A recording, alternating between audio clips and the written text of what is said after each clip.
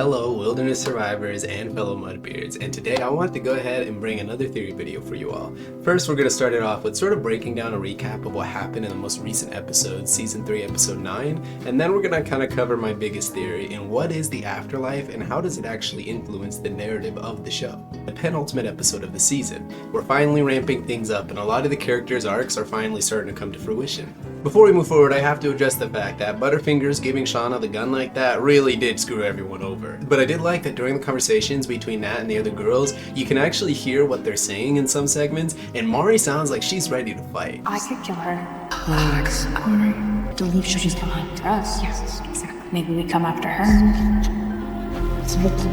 But it sounds like she either is basically ready to throw hands with Shauna. Point is, next week is going to be a big episode for a lot of us Yellowjackets fans and a lot of us Mari fans, because there is potential that we could be seeing Mari go. It'll either be her or Hannah. And both have good narrative reasons to be the one selected to be Pit Girl, or at least the next hunt. Speaking of killing each other, let's go back to Travis. Travis's story this season has been super interesting to watch because those who have seen him since the beginning of the series can see him slowly be broken down as a person. It sucks the circumstances that he had to endure to actually get to this point. And if you keep pushing people, eventually they'll push back or they'll bite back.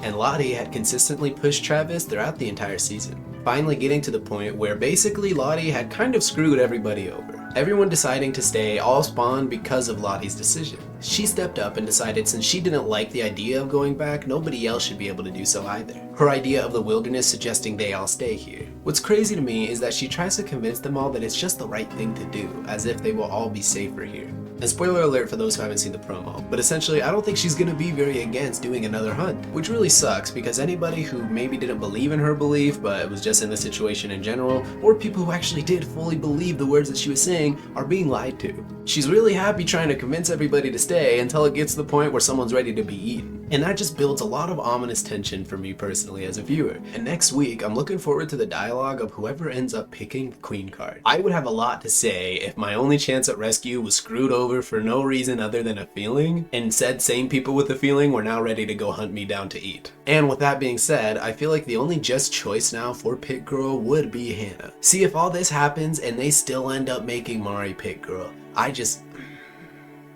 See, Hannah had screwed over people who tried to help her. And then you have the members of Team Crazy who are always paranoid of everybody around them.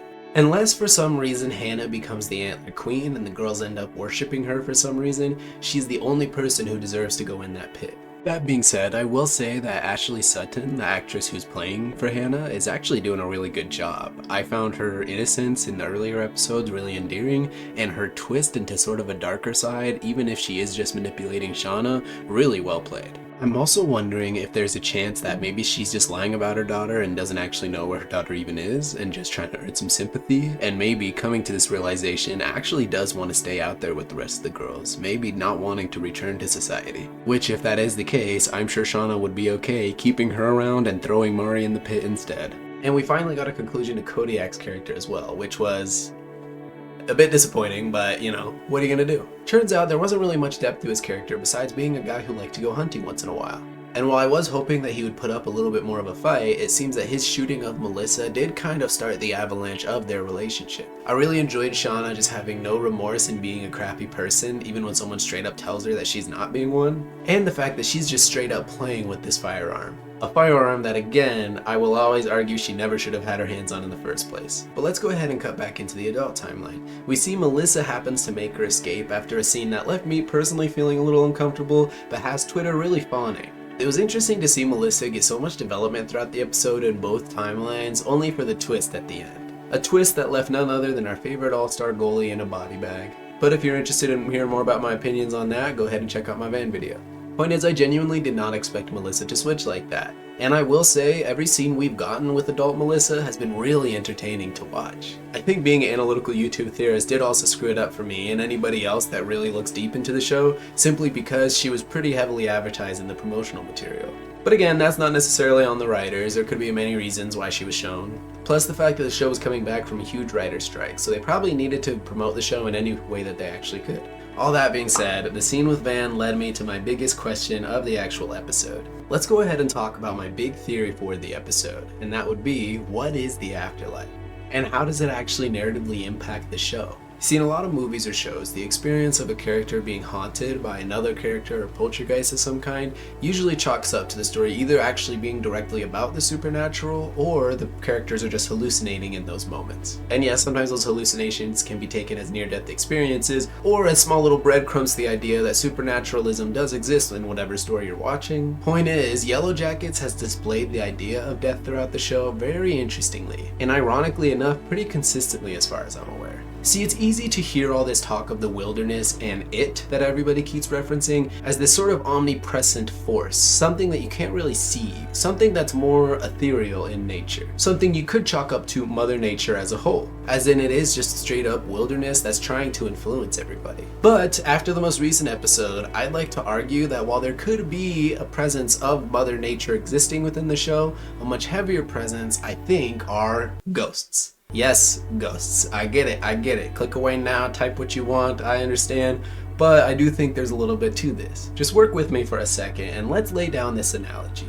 Throughout the show, every ghost we've seen interacting with the characters is actually pretty consistent or even has their own narrative arc. The first ghost you gotta talk about, of course, is Jackie. Does anybody notice how when Jackie is actually first haunting Shauna, she's a little bit comforting towards her? And as the series slowly progresses and Shauna gets more violent, / some of the conversations they actually have and reveals, you can tell that Jackie starts getting more aggressive as well. And yes, if the supernatural side of the show doesn't exist, then all of this could just be trauma-based, I get it. But let's think about it as if it was actually supernaturally based. Jackie, after a certain point in their conversations, hears something from Shauna that genuinely upsets her, and after that point, every appearance from Jackie is far more hostile. Then cut to Laura Lee. Laura Lee is someone who had a very unshakable faith and a very strong compassion towards the others. Every interaction we see of Laura Lee with Lottie is usually pretty important to the plot or has a big moment to play within the story. Whether it be trying to keep Lottie safe and alive and shoving her over, trying to wake her back up, interestingly enough, could be alluding to Lottie's potential fate in the adult timeline, being shoved down the stairs, or when it came to the scene with Lottie and Travis, when whatever happened with Travis was interrupted by a scary version of Laura Lee freaking Lottie out. Then let's cut to Coach Ben. There's not too much presence of Coach Ben after he actually died, but what is interesting is during the girls' ceremonial song, you can actually see a weird figure walk from where Coach Ben had actually been murdered,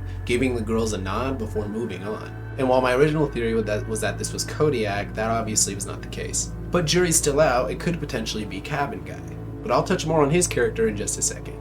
Let's go ahead and move over to Javi. In this most recent episode, we get a huge scene with Travis and Lottie. Travis straight up ready to kill Lottie, rightfully so, only to be cut off by the potential presence of Javi interrupting them. This is followed up by Lottie doing the equivalent of walking on water, which personally as a theorist and someone who firmly believed that Lottie was Pit Girl originally when season 1 had started, actually hit a little bit different. I also liked that during that moment you can see Lottie kind of realizes what Travis's plan was and is sort of just done trying to explain the connection she has to the wilderness to everybody, which really helps explain how this potential antler queen who does seem to care for people would also be okay with eating them. She really isn't the nicest of people. But now let's move on to some of the deaths we've gotten in the adult timeline. In the adult timeline, we have scenes with both Natalie and Van being in the airplane that had crashed, moments after they had finally met their cruel demise. And interestingly enough, they both have these really deep conversations with their younger selves that while could just be a near-death hallucinatory experience, could fall into this theory that those in the afterlife exist outside of time and space and are just kind of watching the story unfold. With younger Van literally referencing this series of events as a story, because in the afterlife, all you can really do is watch, wait, and not want to be alone. Interestingly enough, this leads me straight to the wilderness, or who I believe is actually the wilderness, and that is Cabin Guy. See, I'm wondering if the potential of Mother Nature influencing the girls isn't as prevalent as the idea of an afterlife Cabin Guy influencing them. This guy seemingly lived out in the wild for quite a while. Is it possible that he was a bitter, hostile, and lonely person, and eventually when he did die, potentially killing himself, he had simply existed within the wilderness? His presence eternally wandering around the woods, not leading to anything? But once the girls crash and are able to actually start tapping into it, he begins to influence them in more violent and aggressive ways. See, Mother Nature wouldn't want all the girls dead. See, while there could be some cosmic law and order in place that demands that the girls actually die since they survived the plane crash, there is also potentially the violent aspect of the wilderness and it isn't actually real and just Cabin Guy putting his own influence out there. Does it really demand a sacrifice, or does he want more people to die because he wants more people to live with him in the afterlife? Cut back to Jackie. Jackie, when she had originally passed away, had an hallucination where she had seen everybody. If the afterlife exists in this sort of everlasting between time and space sort of deal, and all these characters are able to communicate to our characters at any point throughout their story, whether it be in the adult timeline or in the younger timeline, then is it possible that in that moment she did actually see the afterlife versions of all the characters, whether they died from young age, being old, or getting stabbed to death? Cutting over to Cabin Guy, who was just happy that she was finally there. Yes, the whole scene played out like a very ominous and terrifying experience. But the girls were very welcoming. Everybody was telling her that it wasn't so bad now that she was here with them, and even giving her some hot cocoa. On paper, wasn't necessarily the most hostile experience. What made it scary is the idea surrounding death. But we also see throughout the show that the concept of death and how people relate to it is a very big aspect. Some people arguing it's not worth fearing, some people arguing that they should lean into it, some people bringing death and carnage wherever they go for whatever reason. Point is, if the story plays out and all these girls and women will eventually come into the place where they get picked off one by one and eventually die, I could see them all continuing to meet in the afterlife. And if there is going to be one girl left standing, potentially she could die of old age, and I think that would be Misty. How ironic would it be if the series ends with Misty being a patient inside of a nursing home, giving her nurse a hard time, before passing away and getting reunited with all of her fellow Yellowjackets. Sucks that they're all dead, but really, is there any other direction the story could have gone? And while that does feel a little bit like Lost, I'd say the narrative is much more built towards them all meeting in the afterlife than whatever else is going on. And that's if the supernatural elements of the show does exist.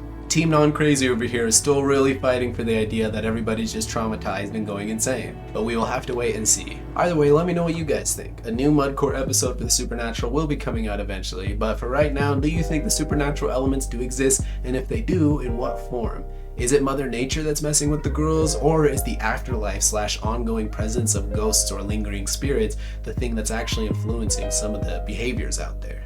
Again, appreciate your support, appreciate your feedback, and remember, if one of your friends maybe has a parent who accidentally shot and killed themselves a long time ago, and another one of your friends happens to hold up a gun to a whole group of you and actually attempting to shoot some of you, it's okay to all step up and tell them to stop, because this person has a rifle and is actually straight up threatening to kill their fellow teammates and survivors. Just one person, anybody, just punch or do something. Either way, thank you all for watching, really appreciate it. Have a good rest of your day.